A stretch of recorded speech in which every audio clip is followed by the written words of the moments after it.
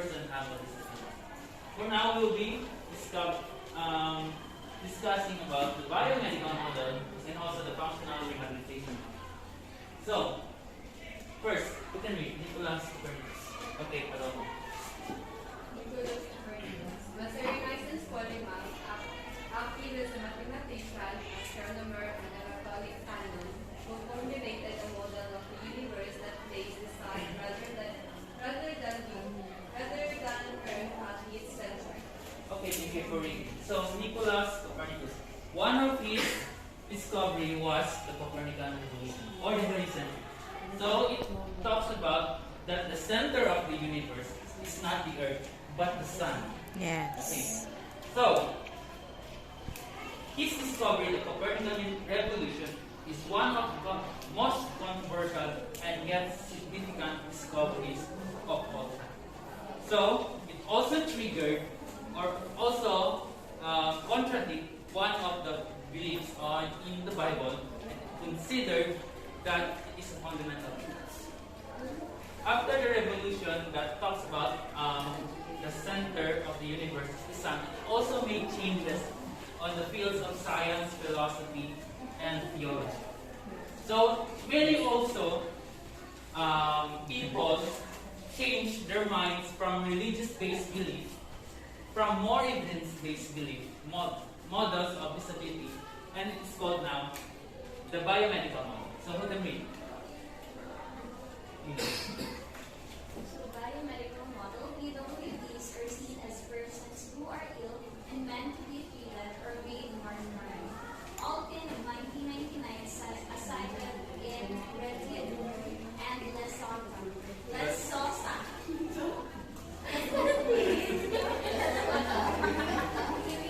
Okay, thank you for reading, Ms. Mia. So the biomedical model, which is the second one, models of disability.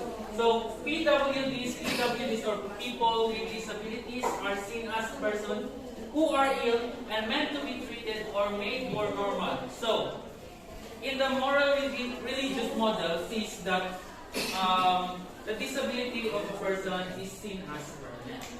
So in biomedical model, they are considered person with illness and considered to be treated as soon as possible. They didn't believe that ang blessing is makatabang sila ha. Dili sila mulat og blessing na mahitabo or mga milagro mahitabo sila ha. So, ang gibuhat nila is naghimo silang action for an individual or physical condition or mental condition of an individual can be cured or amelioration. So, disability is seen as medical problem that resides in the individual. So, the goals of this intervention are cure. So, disability is one reside. So, it is lived in a individual. So, it usually inherent siya, maragdaman na siya sa parents or some kind of you are made that way siya. So, the goals of intervention are cure. So, the goal of biomedical model is to cure the individual. So, they didn't see na permanent na siya. So, they find a way kung saan siya maayo. So, many scientists believe na they are based sila sa more evidence. So, sa karon is more on dili pa man kay advanced na technology nato, but somehow they are making a way or doing their best to help the PWDs. So, the goals of intervention are cure. So, cure, maayos lang, fixing, amelioration of the physical condition of an individual as greatest extent possible. So, since dili ko makikita itong mga gamit ron or mga technologies para lang ma-fix or ma-cure ang isa ka patient, but they are doing their best. So, persons with disabilities are expected to avail themselves of the variety of services offered to them and spend time in the role of patient or learner being helped by trained professionals. So they are being helped or help themselves and enjoy their life as patient as they are being helped by the professionals or experts. So next, read. You can read. Mambo.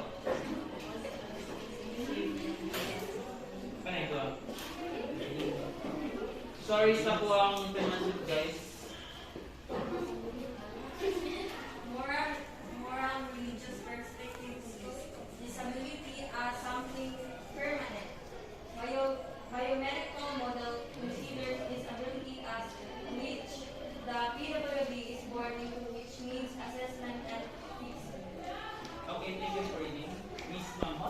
So this is the difference between the moral religious perspective and the biomedical model. So it says here that disability is something permanent in the moral religious disability. So many Christians believe na you are made that way. So you have to accept na inanakapag mo. But the biomedical model considers disability as a glitch. What do you mean glitch? Glitch meaning error. Or something, for example, computer program. If you are programming a computer and dili siya 100%, usually mag-malfunction siya or mag-error siya. So, kana ilang belief. So the PWD is born into which needs assessment and fixing. So maghimo sila action for an individual to be fixed or to be cured. Amelioration. So the individual model describes it to be a normative model based on a person's levels of deficiency compared to a normative state. So it is a model of disability to normalize an individual with disability based on his deficiency or lack kung saan kulang siya compared to a normative state. So it also reinforces the notion that those without disabilities are superior than those with disabilities. Do you agree with that? So we are, kita ng mga norms na normal, we are superior than sa mga PWDs na ay mga sakit. Of course, 100% na, makalakaw ta, makita ta, makawas sila, nasa yung mga illness, bukta, katungog, any disorder or impairment, and that they have primary responsibility over the welfare of the disabled. So we norms, their peers have this responsibility to help them. Also, dili na sila dapat discriminate because we are made one. So, do you understand about the biomedical model? Yes. Okay, let's proceed to the functional rehabilitational model. So who can read Mr. Regal? When World War I happened, communities witnessed perfectly healthy people leave to serve the country only to come back disabled physically, neurologically, or mentally. People started to realize that not all disabilities are inborn. Okay, thank you for reading Mr. Regal.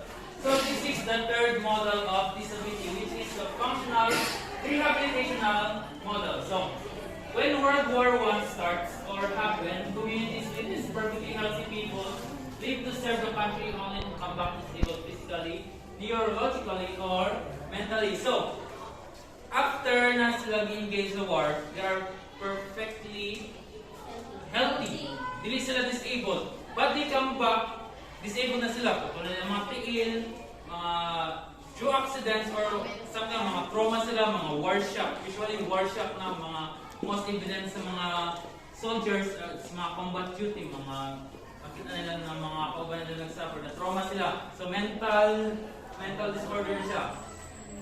So, functional rehabilitational model, quite similar to the biomedical model, it that sees that the PWD as having deficit. So it is also same sa biomedical model which sees PWD as nailaki, naikulang.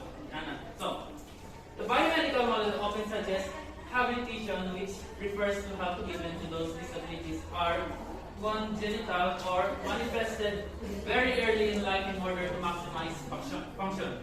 So, the biomedical model focus on habilitation. So what is habilitation? So habilitation is a healthcare service that would help someone or teach someone to improve, to learn, and to function in his her daily life. So that is the focus of habilitation.